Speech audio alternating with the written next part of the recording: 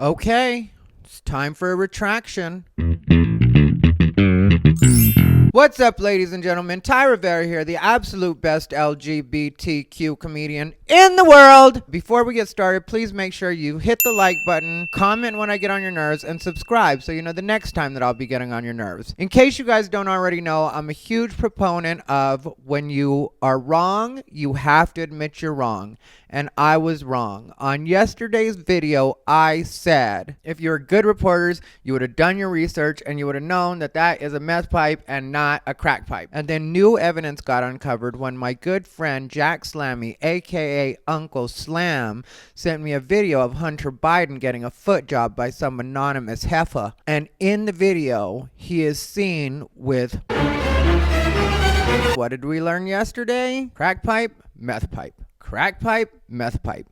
If you said crack pipe, you were right. So he has in fact been seen with the crack pipe in his mouth, and I was wrong. So not only is Hunter Biden a tweaker, he's also a geeker. Let's not forget that, and let's give credit where it's due. I am wrong. The media was right. I was looking at the wrong video. I'm ready to admit that I'm wrong. So don't say that I never admitted that I'm wrong. You just saw me do it right here on this episode. In other news today, Chelsea Handler, I guess it was 2 days ago, had put on Twitter that she had seen that 50 Cent is supporting Trump because of the 62% tax that Joe Biden is talking about. She says that's not what Joe Biden was saying, but I had to remind him that he was a black person, so he can't vote for Donald Trump, and that he shouldn't be influencing an entire swath of people who may listen to him because he's worried about his own personal pocketbook. Which, you know, this is something that I want to talk about because a lot of white liberals have been doing this for quite a while now, and they don't realize how racist it makes them sound. Because not only are you acting like you have to remind us of our race, which nobody ever has to do, but you're also showing just how racist you are. Even though you think you're doing somebody a favor, when you're saying this, you're basically letting us know what our place is and telling us to stay in our lane, which is one of the most racist things you can do. Nobody needs you for that, white liberals. I know you really think you're doing a service, but you're not. You're not helping anything by reminding us of what we are. We know what we are. The world has constantly told us what we are, just like we don't have to tell you you're white. We know you know you're white because that's why you're so comfortable telling us what we're supposed to think, because of the color of our skin. You don't know the dynamics within our own communities, and that's what's the most offensive about all of this. As a Mexican American, when people tell me about Donald Trump and how racist he is with Mexicans, in a lot of cases I'm like, yeah, you don't even understand the way this all works out. You don't even know what a coyote is. There were people on Twitter the other day, a state representative from Georgia actually said Donald Trump said coyotes like a coyote was dragging a whole baby or a whole kid across the border. And it's like, you don't even know what a coyote is. Coyote is really the way they say it. And that's somebody who smuggles illegals across the border. Usually I know it used to be between 1,200 and 2,000. It's probably gone up because of the Donald Trump thing.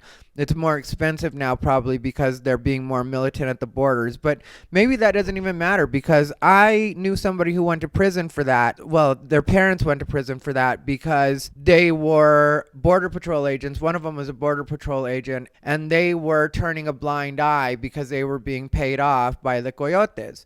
So what happens is illegals will pay anywhere from $1,200 to $2,000 per person to be snuck across the border by a coyote. What a lot of people don't realize is there's not usually just that charge involved. In a lot of cases, what they do, or in Arizona, what would happen, and they would bust these all the time, was they would take these people to safe houses. They would tell these people, we're going to contact your family here in the U.S. so they can pick you up. And instead, what they would do was they would shake the family down for ransom money. If you ever want to see your family member again, you'll pay this amount of money now to get them out of this safe house. Meanwhile, the undocumented person isn't panicking because they think they're just being held until their family gets there. Little do they know, they've basically been kidnapped. So there's so much that's involved with that. Also, even though people think Donald Trump has done such a terrible thing, he's actually, even if inadvertently, done a favor for illegals that are already here in the United States.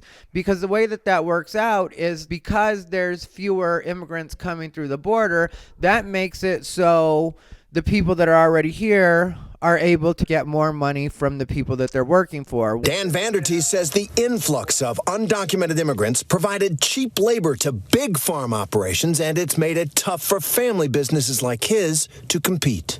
If we have a lot of illegal immigration, we have a lot of cheaper labor available for the larger farms, which are able to expand. So our supply is greater.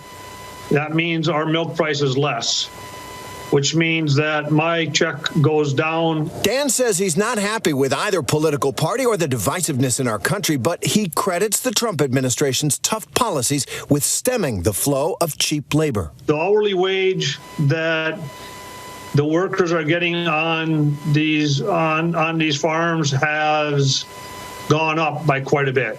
And what do you attribute that to?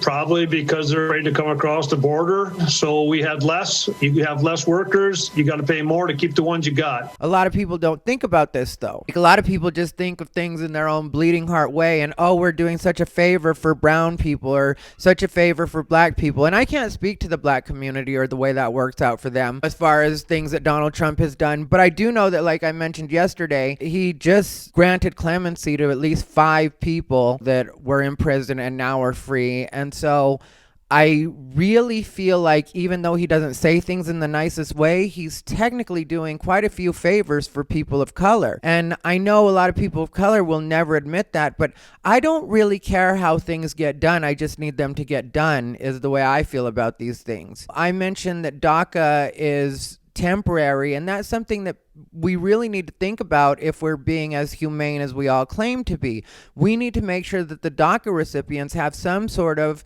path to citizenship, and I just don't see that happening with the Democrats. I just don't. What the Democrats do is they put people in a temporary situation, and then they pretend that that's good enough, and then everybody goes back to not thinking about it because they don't have a bombastic personality like Donald Trump reminding them that these things are still happening. So even though you might not like the way he says it, I'm just glad that he says it. And I know that that really bothers people, but I don't know why people are so caught up in words or terms or the ways that people say things instead of the actions that are happening. There's also what Donald Trump is doing in the Middle East that's helping people out, which I've been watching a lot of stuff on that lately. And I'm not a rabbit hole person, but I am a person that if I read something's going on or hear that something's going on, I'll do research on it and look into it as much as I can. And even though nobody wants to give him credit for it, what's going on with the Middle East is actually pretty monumental. So it's something you guys might want to look into.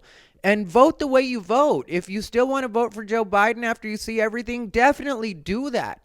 But just don't get caught up in what the media and liberals are trying to tell you right now, because they don't always paint the full story because they're so blinded by the hate for this one person that they refuse to see anything that's good that's happening. And for me, that's the way I look at everything. I always try to look at the good in everything. At any point in my life, there have been at least 5 or 10 things that I could point out if I wanted to that aren't going the way that I want them to, or that are less than perfect. But I don't like to concentrate on that. What I like to do is look at things in the most positive way possible, because then I feel like that will give me hope to keep going and to keep moving forward with a lot of things. You know, even when I talk about liberals and the way that a lot of them are so closed-minded, I've had such good conversations with a lot of liberals lately that are really starting to see things, and not in my way, and not even in a way where they're going to vote for Donald Trump, because to me, that's not the end goal of any of this.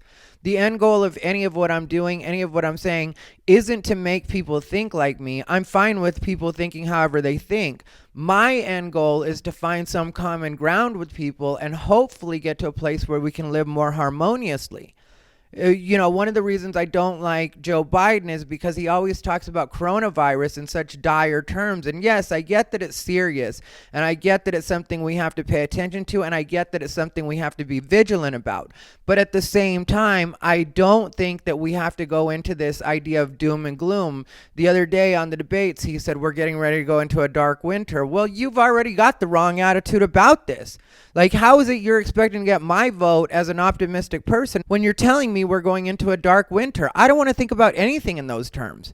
I prefer to think about it as we're going to have to be careful about the way we handle things this winter. But we're definitely going to have to open back up because everybody's going broke, myself included. It's just not working out being trapped in the house like this. And I don't have Joe Biden money. I don't have Hunter Biden money. I'm not getting money from China anymore. I used to get money from China once a year. I'd fly into China. I'd do several cities, and then I'd fly out. Wuhan was a place that I would go for noodles. Noodles that I absolutely love. Hold the bat.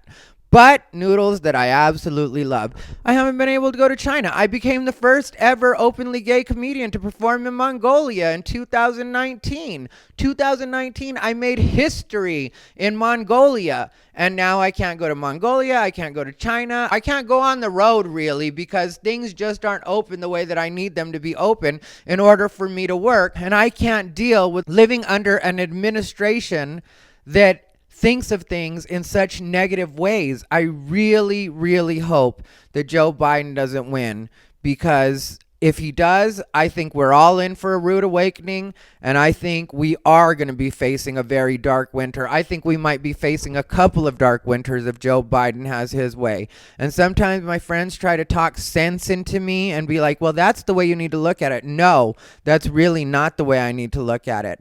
I need to continue to look at it the way that I look at it now so that I don't commit suicide. That's what I need to do. I need to be able to look at things in a positive way and say, yes, we may be facing something very serious, but we can also have a positive outlook and work towards a positive outcome rather than continuing to sink into doom and gloom. So, happy Sunday to everybody. I hope you're all doing great, but I do not want Joe Biden to be our president. And white people, like I said, stop telling us what we're supposed to think, because you don't know the realities of the situations in the communities that you claim to speak for. Anyway, you guys, this has been Ty Rivera, the absolute best LGBTQ comedian in the world.